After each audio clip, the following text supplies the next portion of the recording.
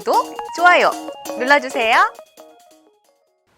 시청자 여러분 안녕하십니까? 비즈니스 투데이 고유경입니다.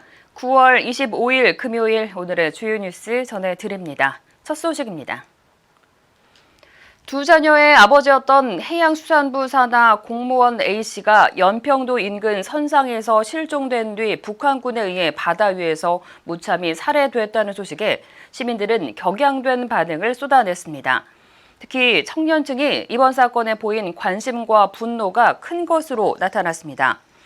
퇴근 시간대였던 24일 오후 6시에서 7시 사이 네이버에서 10대와 20대가 가장 많이 읽은 기사의 절반 이상이 A씨 관련 기사였습니다. 청와대에 따르면 북한 선박이 바다에서 A씨를 발견했다는 보고를 문재인 대통령이 받은 것은 그날 오후 6시 30분쯤이었습니다.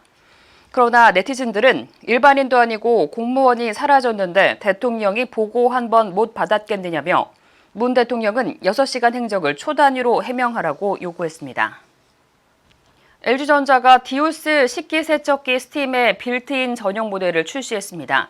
기존 프리스탠딩 타입 식기세척기는 주방에 빌트인으로 설치를 할 경우 싱크대 아래쪽에 있는 걸레바지를 절단해야 했지만 이번 빌트인 전용 신제품은 걸레바지를 절단하지 않고 싱크대에 설치할 수 있습니다.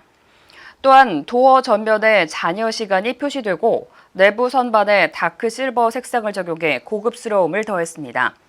LG 디오스 식기세척기 스팀은 대폭 강화된 세척력과 위생, 편의성을 인정받으며 지난해부터 국내 식기세척기 시장 점유율을 높여가고 있습니다. 현대자동차는 독일에서 열리는 뉘르부르크링 24시 내구 레이스에 고성능 브랜드 N의 3개 차종이 모두 참가한다고 밝혔습니다.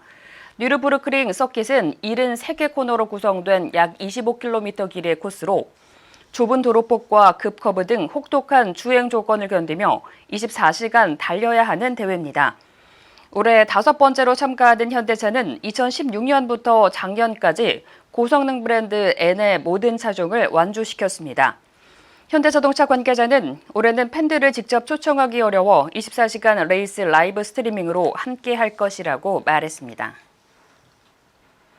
GS건설은 강원도 강릉시 내곡동 102번지 일대에 들어서는 강릉자이 파인베뉴를 오는 11월 분양할 예정이라고 밝혔습니다.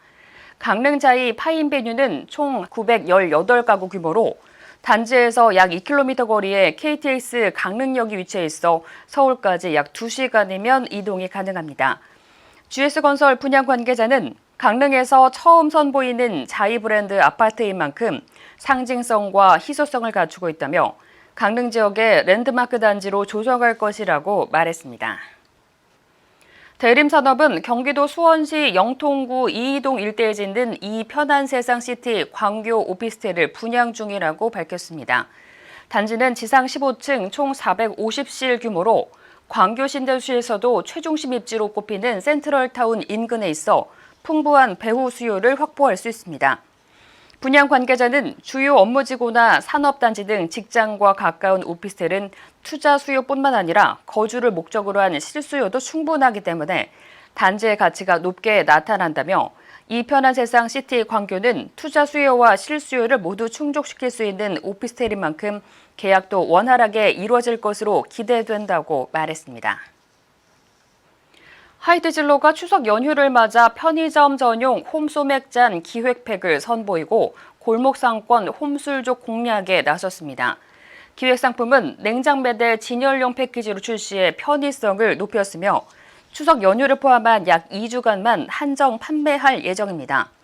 하이드진로 관계자는 앞으로도 전용 기획팩 확대 등 새로운 도전을 통해 가정시장 내 국내 맥주 판매 증대를 선도해 나가겠다고 말했습니다.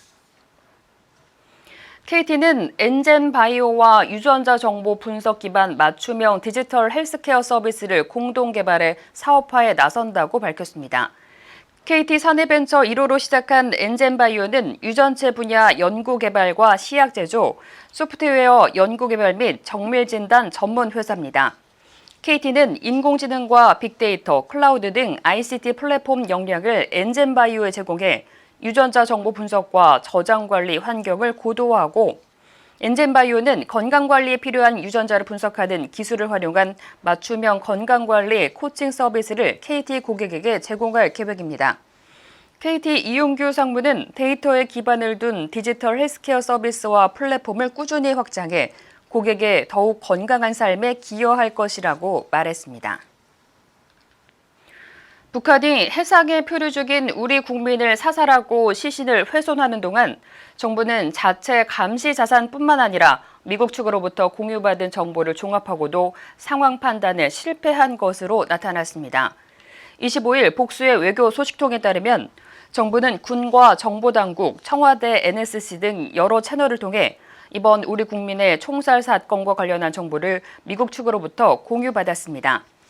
미국 측 외교 소식통은 자세한 첩보 내용을 말할 수는 없지만 북한군이 입경자에게 위협을 가할 수 있다는 내용이 포함됐다고 말했습니다.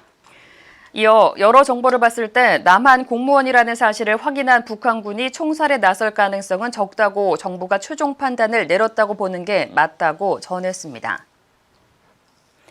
안철수 국민의당 대표는 25일 서해상에서 실종된 공무원 A씨를 북한군이 피격하고 시신을 불태운 것과 관련해 문재인 대통령은 유엔 총회 연설을 중단했어야 한다고 비판했습니다. 안 대표는 이날 페이스북을 통해 대한민국 국민이 사살당하고 불태워지는 사상 초유의 참극이 발생했다며 사안의 심각성을 인지해 긴급 NSC를 소집할 정도였다면 가장 먼저 했어야 할 일은 종전선언 메시지를 담은 유엔 연설의 전면 중단이었다고 밝혔습니다. 그는 자국민이 총격을 당하고 참혹하게 불태워지는 그 시간에 대통령과 대한민국군은 어디서 무얼 하고 있었냐며 대통령께서는 우리 국민의 생명을 앗아간 북한 당국에게 구체적으로 무엇을 어떻게 하시겠다는 것인지 속 시원하게 밝혀주시기 바란다고 촉구했습니다. 이상으로 오늘 비즈니스 투데이를 마칩니다. 오늘도 함께해 주신 여러분 감사합니다.